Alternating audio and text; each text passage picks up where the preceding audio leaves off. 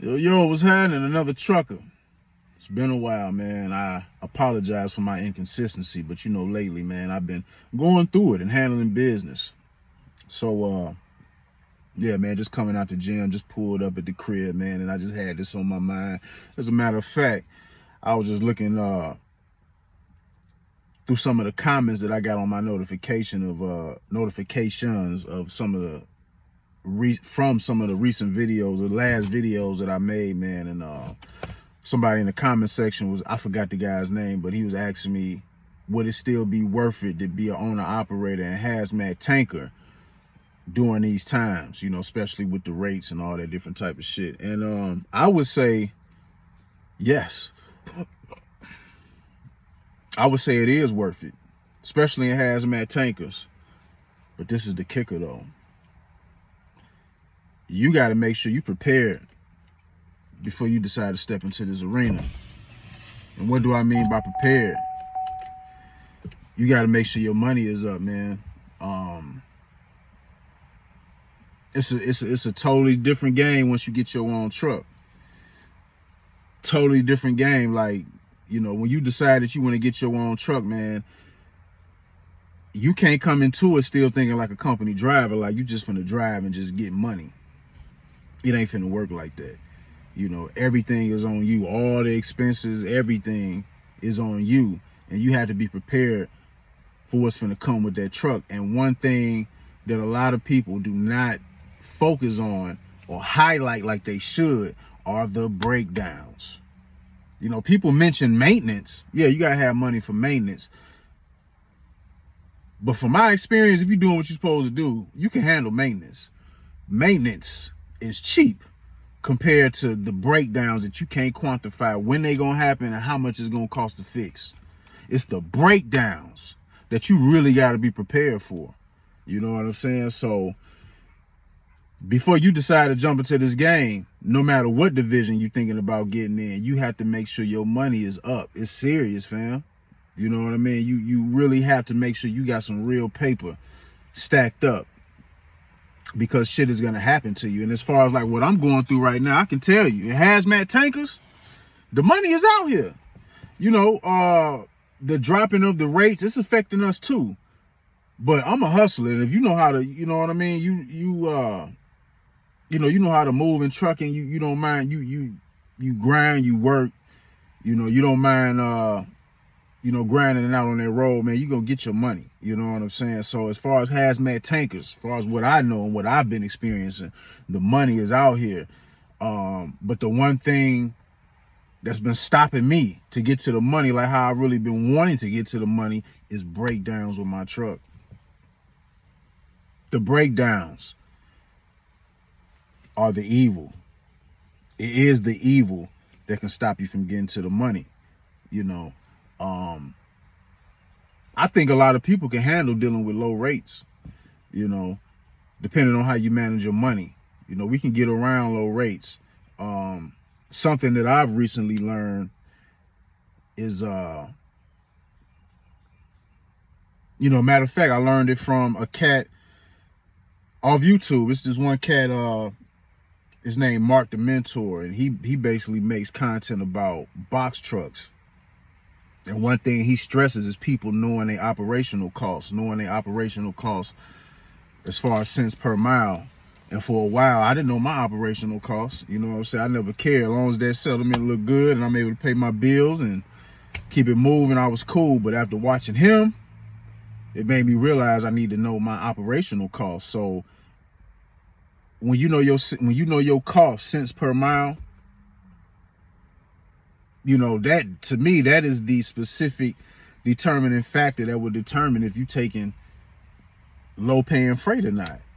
You know what I'm saying? What, like he always say, and it's true, and this kind of helped me realize some shit too. What is low paying freight? If a load is offered to you and it's paying a certain amount of money and it's paying more than what your operational cost is, then how is it really cheap freight? You know what I'm saying? So that's a whole nother topic. But basically what I'm saying is, man, you gotta do your due diligence before you decide that you want to get out here and get your own truck. because the money is out here. But it's the shit that's going to happen. Not if. It's the shit that's going to happen that can get in your way and stop you from getting to the money. You know, when your trucks break down, you got to account for towing. You got to account for how much it's going. You don't know what the repair is going to be. You got to account for what you got to pay for the repairs. You got to account for the money that you losing while your truck is in the shop. Then you still got bills on top of that. You got your personal bills. If you financing a truck, you still got your truck note. You got to account for all that shit. And it's going to happen. There's no if. There's no ifs when it comes to breakdowns. It's going to happen. It's just all a matter of when.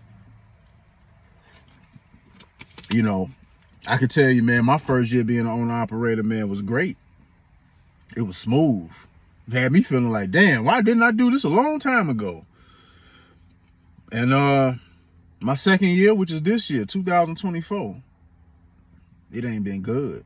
You know what I'm saying? Just to be transparent, shit been happening back to back to back to back. And it's just like, God damn. You know what I'm saying? So I guess this is something that we all have to go through. And it leads to that saying, only the strong survive. So all I can do is just keep pushing and take my licks, take my L's and learn from them. And just keep pushing, because one thing I know in life, one general rule that I know in life, nothing that's worth having is going to be easy to obtain. And that goes through anything in life. So it's the same thing with trucking. And even with trucking, you decide to get your own truck, you got to realize, man, you are running a business. So you have to change your whole mind frame. You know, you can't come into having your own truck still thinking like a company driver. You know, you can't be making all this money and getting all these good settlements and you're not stacking your bread up for your truck. You're not stacking your bread up for your truck.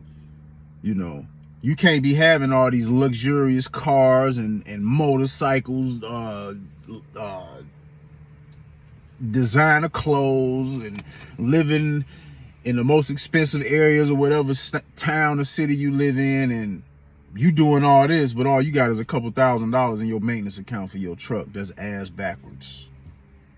That's ass backwards. You're going to lose and you're going to get crushed, especially if that truck is your main source of income. So you got to do your due diligence, man, and you got to think. You know, a lot of people say you need money to start trucking. Well, how much money? Because a lot of times people don't really go off into details about how much money do you need to start to get your own truck. And generally, it's really subjective. I mean, hey, you can go put a down payment on a truck and come in the game with $3,000 in the bank if you want to play it that way. But just from my experience, that ain't the way to do it. That ain't it, because you don't know what kind of breakdown that you're going to face. You know what I'm saying? While you on your journey. I came in the game with 30. I came in the game with 30,000. And I still don't feel like that was enough, you know. But coming in the game with that and still stacking on top of that, you know, once I got to rolling, I think it's the only reason why I've even survived this long to the point of where I'm at right now, man. Because the shit that I've been going through has been highly, highly expensive. Highly. Like I say, man, it's subjective to how much money that you would need. But if the version of myself right now in this moment, would be able to go back and talk to the version of myself that I was before I decided to become an owner-operator, I would give myself some totally different advice. For one thing,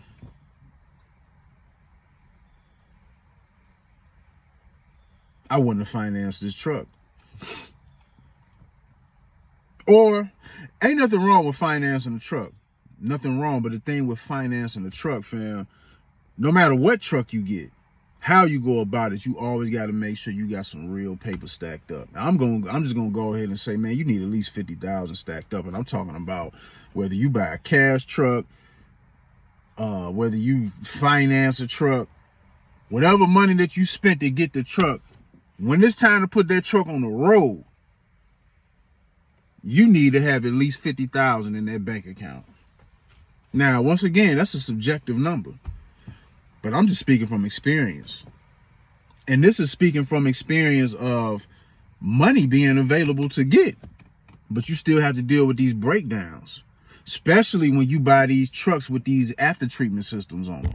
Most modern trucks, or any truck that was made after 2007, they all coming with the after treatment system, man. And the after treatment system, which most people call the DEF system, which really DEF is just one part of the after treatment system, but we'll just say DEF, you know, for lack of better terms. But most problems that truckers are having with these modern trucks are from the DEF system.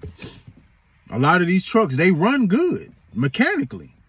They run good. My truck is good. I haven't really had no mechanical problems. Most of my problems been from DEF issues. And the DEF is expensive. Right now, my truck is in the shop. Right now, in Kansas.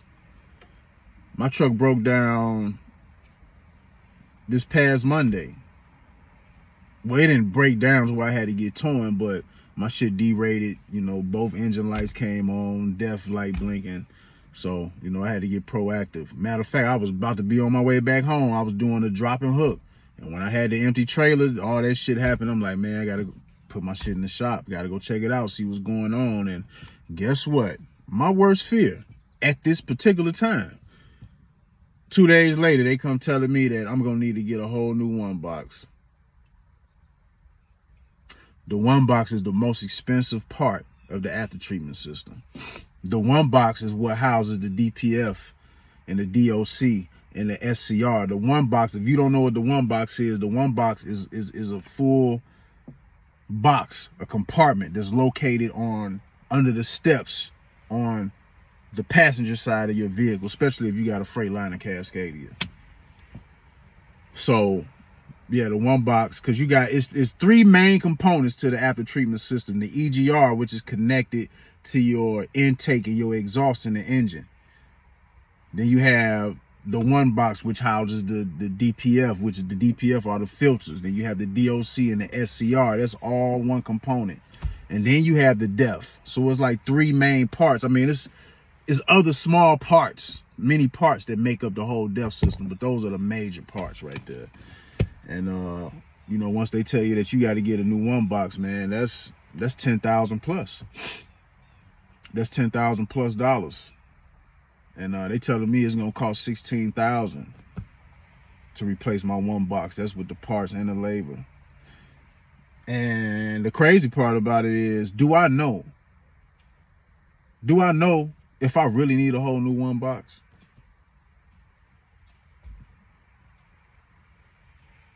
Do I know that? Are they jerking me? Are they jerking me? Or do I really need a whole new one box? Are these real mechanics that work in these shops? Or are these just techs? Because you know there's a difference between a real mechanic and a tech. Techs just read shit that just come off the computer. A real mechanic could put his hand on the hood of a truck and feel the heartbeat of that truck and be able to diagnose shit. That's a real mechanic. Most of these guys in these shops, even if it's a dealership shop, a Love's, a TA, most of these guys are just techs. They don't really know how to diagnose shit. They just reading what the computer say. A real mechanic, where those techs might get stuck with what the computer might say, a real mechanic, he can go deeper. He can go into the veins and into the bloodlines of that truck and most likely diagnose some shit. And in this case, you know, I'm just fucked. I got to deal with what I got to deal with. And that's the thing with having your own truck. When your shit break down, majority of the time, if not no time, your shit ain't gonna never break down at home where you got access to your mechanic. Your shit gonna be breaking down far away from home in places that you don't even know about, to where you have no choice but to surrender and deal with what's around the environment. You know, I should have got my shit deleted the last time I got my shit out the shop for DEF issues. I should have got my shit deleted. Real talk. And I had a plug. I have access to someone that can point me in the right direction, but that person that I got access to, and his plug, they all the way in North Carolina. I live in the Chicagoland area, so once I got my truck out the shop the last time, I was actually trying to kind of, because trying to find somebody to delete your shit, it's a black market thing, you know what I'm saying? Because the government is cracking down on people getting their shit deleted. It's really illegal, you know what I'm saying? But hey, it's for a lot of people, man, it's a necessary evil to survive out here, man, because those death issues are expensive and it's like pointless. So when I think back about it, man, I really should have just took my truck and drove down to North Carolina and got that shit handled, because I'm whatever it was gonna cost me in fuel out of my pocket and what it was gonna cost to get that shit deleted the right way, I guarantee you that shit is way cheaper than what I'm gonna have to pay to get this whole one box replaced. And don't even know if that's the real issue. If I had a real mechanic available, and my truck is at a Freightliner dealership, by the way. And just my experience, man, I'm just growing more and more not to trust shops. Not saying it ain't no good shops out there. Not saying that mechanics, it ain't no real mechanics in a lot of these shops, but it's gonna be more techs than real mechanics out here, man. And a lot of these techs, you don't know what they saying that you need is really what you need. So that's the other part of the game out here. That's why you gotta have money to fight with, because there's a war out here. It's a war in trucking. It's a war going on outside. No man is safe from. No man or woman is safe from. Y'all know the saying. You know the saying. But this ain't no pity video by far. It is what it is. You got to deal with shit how it come out here. This part of paying dues. I paid my dues as the company driver. Now I got to go through the process of paying my dues as owner operator. It's all good. I'm a dog. You know what I'm saying? I'm gonna push through it. And if you feel like me, you on the same frequency as me, you gonna push through whatever you got to push through as well. So it is what it is, fam. But I'm just being transparent about the shit they going on out here with having your own truck. So now I got to come out of $16,000 to get a one box replaced. Don't even know if that's a problem. That the whole one box having to be replaced probably ain't even a problem. I just got new DPF filters, filters in my one box replaced a couple months, the week of the 4th of July. But this will come with it. But this how you learn. So we taking L's out here, man. You gonna take L's. A lot of us, we want to get in these trucks.